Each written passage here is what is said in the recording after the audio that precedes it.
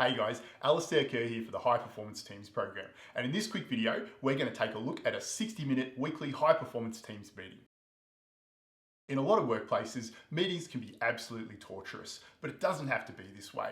When high performance teams meet, they adhere to 5 key factors that always make sure they get the best out of their meetings. The first 4 factors refer to the meeting's context, and the last one refers to meeting processes. Zooming into the context, when high performance teams meet, they always know why they're meeting and who should be in the room. They understand whether the outcomes of their meeting are related to management decisions or governance. They base their decision on lead indicators and they make sure that they're not over or under meeting. The last factor is about meeting processes. So let's take a look at a HPT agenda and the special roles that help to make sure that every HPT meeting is inclusive, supportive, proactive, strategic, and accountable. As a quick reminder, these factors are listed on the back of the red moderator card.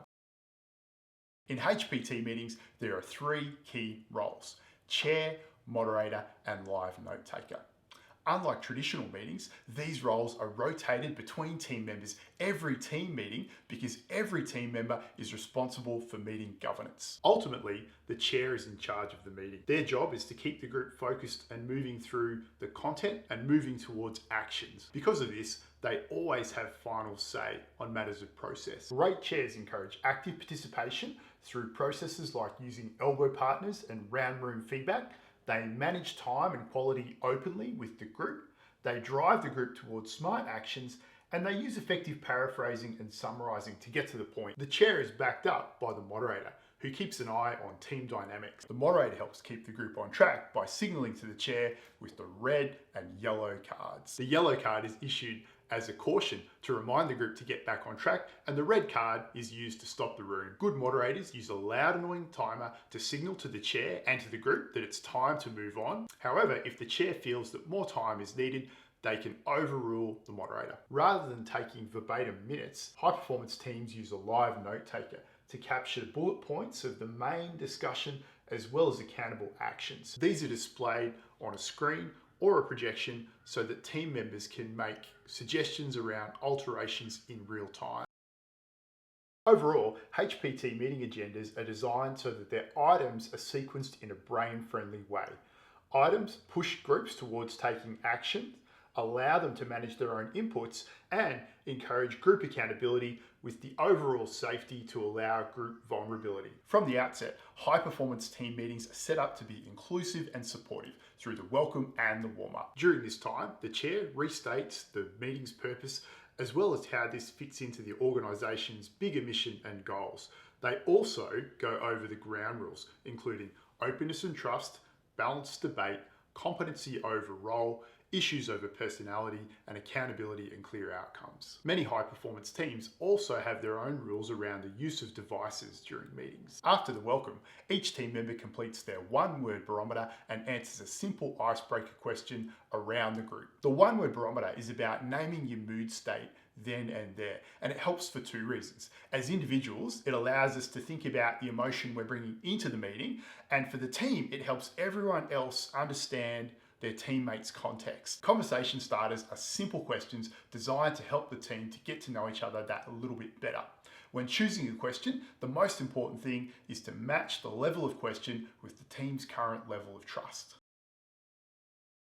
Next, we move on to the first of our proactive items, team member updates. Here, each team member has up to about a minute to let the rest of the group know what's going on with them.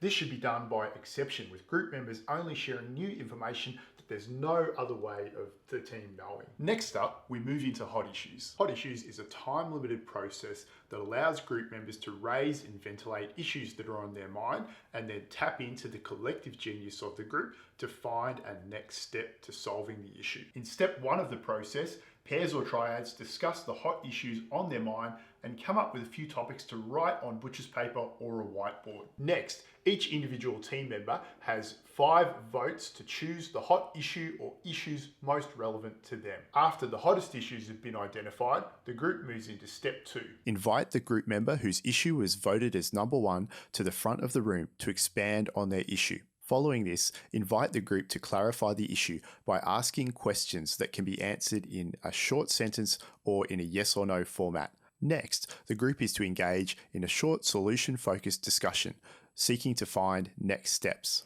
Finally, to round out the process, the person who originally raised the issue that was discussed is invited to address the group and provide a summary of the discussion and any takeaways. Following hot issues, we come to the first of our strategic items, the senior leaders briefing and Q&A.